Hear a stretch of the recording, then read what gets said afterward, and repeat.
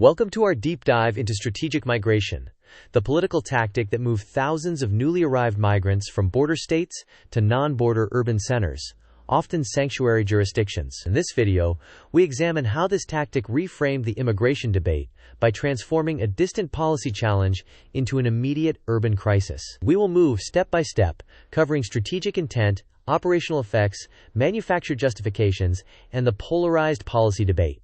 Let us begin. Here is our agenda. First, we will define and contextualize the tactic. Next, we will compare the stated strategic intent to the actual operational effects. Then, we will analyze the claim of manufactured justification. After that, we will contrast proponents and critics' arguments. We will also review budgets and service strain, explore the policy vacuum and political dynamics, offer a pragmatic city response playbook, include a couple of quizzes, and conclude with key takeaways. Disclaimer: this content is educational and does not constitute legal advice or endorse any political position. The goal is to present multiple perspectives with balance, using publicly discussed arguments and illustrative scenarios. Viewers should verify local facts and policies in their own jurisdictions.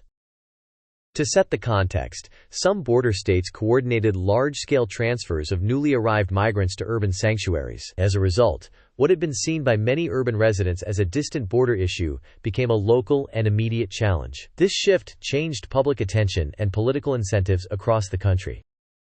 Strategic migration refers to the organized transfer of migrants from border states to non-border, often sanctuary-designated, cities. The purpose is not solely logistical, it is also political.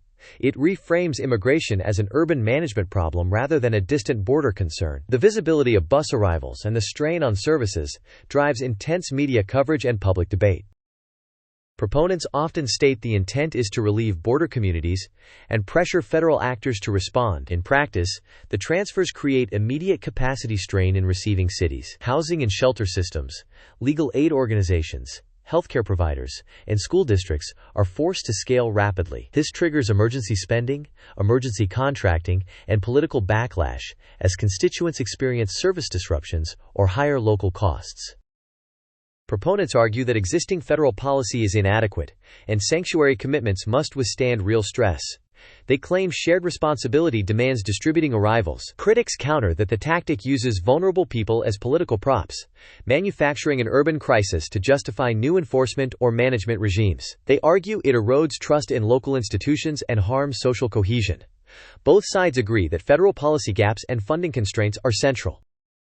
The manufactured justification claim suggests that the urban crisis, whether intended or not, creates political space for expanded enforcement or management systems. The narrative shifts from compassion and welcoming to resource scarcity and managerial competence. Under emergency conditions, budgets for shelters, hotels, data systems, and even enforcement can pass with less resistance than before.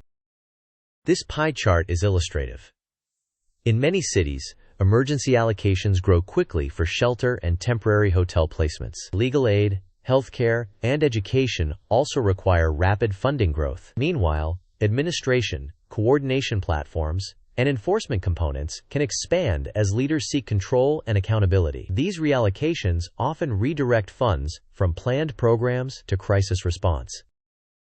This table is illustrative and meant to show the scale of gaps that can emerge. For example, shelter bed capacity might more than double in need overnight. Legal aid intakes and clinic visits can spike, and schools may receive unexpected seat requests mid-year. These gaps necessitate emergency measures and interagency coordination. This timeline depicts a plausible sequence. High-profile transfers begin and drive intense media coverage. Cities respond by opening intake centers and emergency shelters. Afterward, budget reallocation debates intensify along with state-city legal friction. Eventually, federal supplemental funding packages are proposed, sometimes tied to new accountability requirements. Quiz time. The question asks, which pairing best captures the stated intent versus the operational effect? Option A: relieve border towns while urban systems remain stable. Option B: pressure federal action while urban capacity strain and emergency spending occur. Option C: expose city hypocrisy with no change in services. Option D: increase compassion, and decrease budget needs. You may pause the video now to think about the answer. We will discuss the answer in the next section of the video.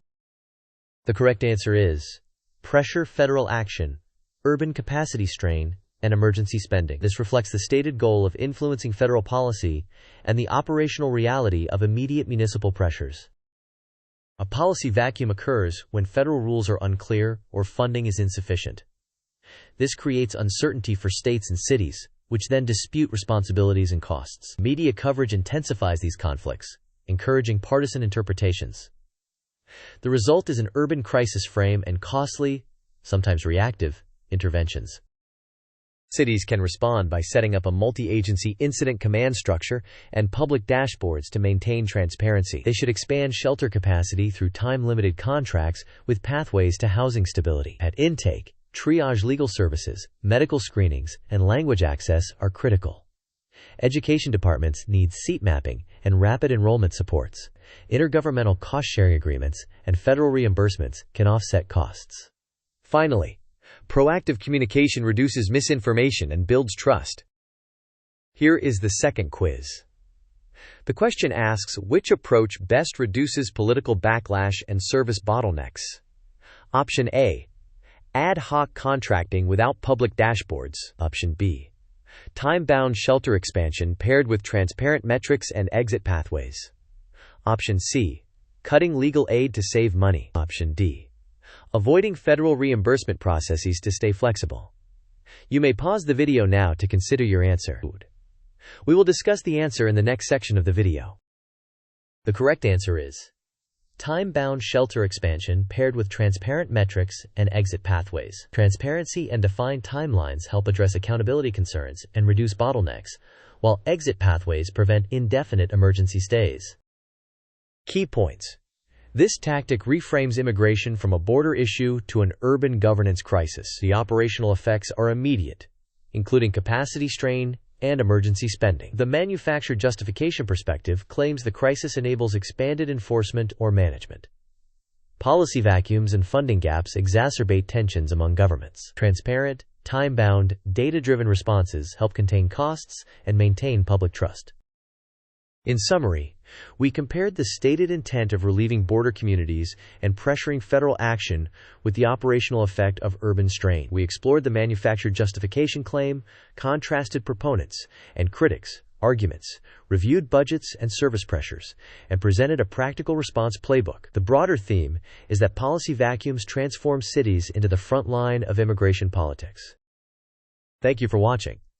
If this video offered clarity, please like, share, and subscribe. We welcome respectful discussion in the comments and value your perspectives and local experiences.